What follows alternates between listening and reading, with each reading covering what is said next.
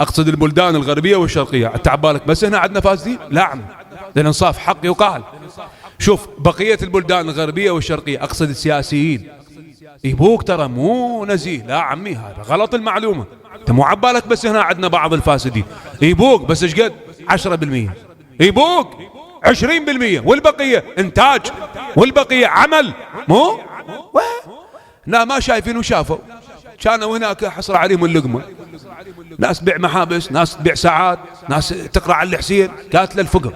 ايه اجى هنا شاف ثروة، ميزانية انفجارية، ما يعرف وين يودين.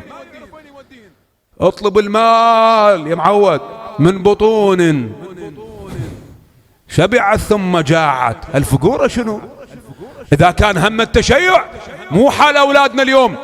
هذا اللي نسمع اليوم ونشوفه، خطوط منحرفة، ناس تقول علي بن ابي طالب هو الاله، ناس تقول لا تصوم ولا تصلي ما دام عندك ولاية علي طب الجنة. يا جناي ما تفهمني.